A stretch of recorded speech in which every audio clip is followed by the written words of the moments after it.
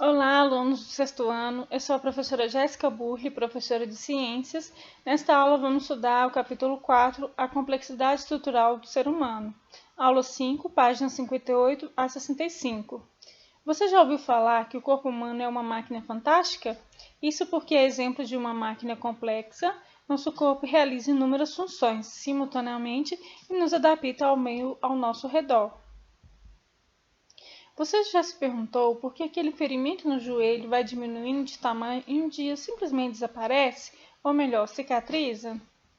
Ou mesmo porque os olhos produzem lágrima ao entrar um cisco ou mesmo um pouco de shampoo? Cada uma dessas reações, como respirar, piscar, tossir, espirrar, são as atividades do nosso coração e muitas outras são automáticas, nem percebemos. Requer a ação coordenada de um conjunto de estruturas que permitem a proteção e o funcionamento correto do nosso corpo. Mas até chegar a eles, tem uma estrutura bem menores, que se agrupam e também atuam de forma coordenada. Neste capítulo, procuramos estreitar o caminho para entendimento e conhecimento dos mecanismos que compõem o nosso corpo.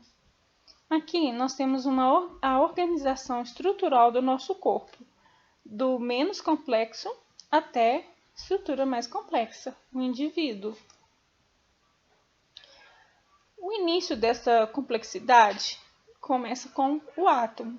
Nós já conhecemos um pouco sobre ele, estudamos no capítulo 2. Se você não lembra, pega seu caderno, porque essa matéria não está no livro. Relembrando, os átomos são a menor partícula, ele é indivisível. Ou seja, se eu pegar uma laranja e dividir a laranja, eu vou chegar a um átomo. Qualquer matéria que eu dividir, eu chego nessa base que é o átomo. O átomo ele não é visto a olho nu, ninguém nunca viu um átomo. Porém, o cientista sabe que ele existe, sabe que ele tem esse formato, devido a muitos estudos e observações. A união dos átomos formam as moléculas. Aqui tem um exemplo do H2O, que foi a molécula que nós estudamos, no capítulo 2. E nós vemos que eu tenho dois átomos de hidrogênio e um de oxigênio, formando uma molécula de água. Então, o hidrogênio é um átomo, o oxigênio é outro átomo. A união desses átomos formam as moléculas. A união das moléculas forma as organelas. Você ainda não sabe nada de organela, que nós ainda não estudamos. A união das organelas formam as células, que nós vamos estudar a partir das próximas aulas. A união da célula forma os tecidos formam os órgãos um sistema e o sistema um indivíduo. Citologia, o estudo das células. Então, nós vamos começar a estudar toda essa complexidade, começando através do estudo das células. E antes da gente estudar as células, é importante conhecermos alguns conceitos.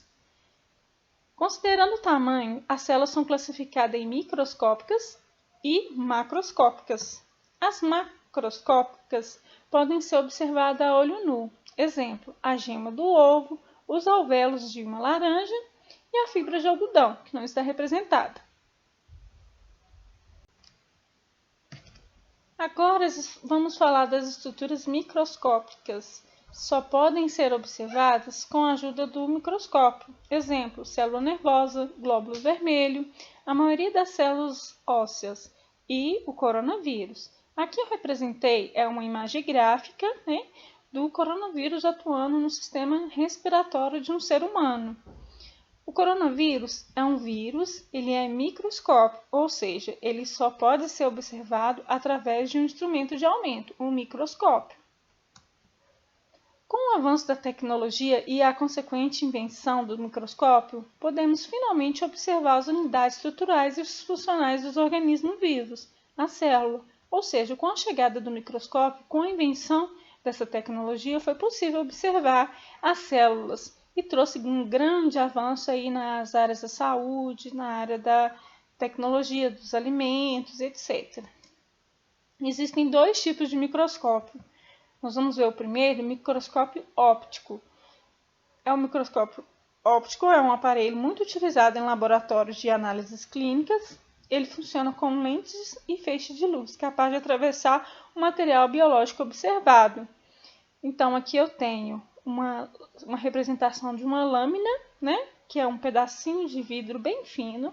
Aqui eu tenho uma amostra, vamos supor que seja um tecido ósseo, igual está representado aqui. E aqui eu coloco uma lamínula, um vidro bem mais fino.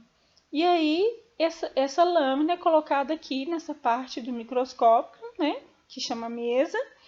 E aqui eu tenho um feixe de luz e aqui eu tenho uma lente de aumento. Então, eu tenho 3 ou 4 tipos de aumento em um microscópio óptico. E aqui é onde o observador vai olhar para ver a amostra. Esse tipo de microscópio, ele amplia a imagem em 100 a 1500 vezes. Aqui eu tenho uma célula vegetal e aqui eu tenho células do tecido ósseo. O outro microscópio, ele chama microscópio eletrônico. Ele é muito potente, ele é muito eficiente. Ele é um aparelho que revolucionou a ciência. Ele é capaz de ampliar uma célula mais de 100.000 vezes, o que possibilita a observação de elementos celulares importantes. Então, ele é uma estrutura bem maior, como vocês podem observar, né? Porém, por se tratar de uma tecnologia muito cara, infelizmente aqui na nossa cidade, Belo Horizonte, só existe um laboratório de microscopia eletrônica. Ele fica na principal universidade do nosso estado, a UFMG.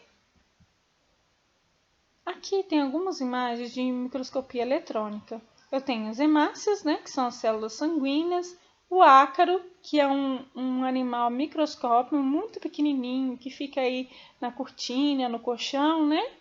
E aqui eu tenho coronavírus no trato respiratório de um ser humano.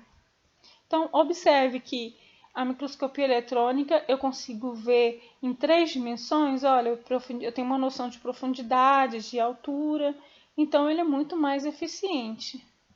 Após o surgimento de técnicas de microscopia, presenciamos um avanço de diversas áreas das ciências, destacando-se descobertas de novos organismos nocivos à nossa saúde. Foi possível compreender melhor as estruturas celulares e sua função no organismo humano. Hoje nós estamos vivendo aí essa pandemia do coronavírus e devido ao avanço da tecnologia foi possível identificar rápido. Então, muito rápido, lá em novembro, dezembro do ano passado, né, eles já conseguiram identificar esse vírus através do microscópio e conseguiram identificar o comportamento dele. Então, o microscópio, ele possibilitou um grande avanço na ciência. Ele é muito importante no nosso meio. Então, a aula de hoje é essa, tá? O capítulo 4 é só mesmo uma introdução para a gente começar a falar sobre as células no próximo capítulo. O que eu quero que vocês façam as atividades que estão no site, tá bom? Um abraço para vocês, até a próxima aula.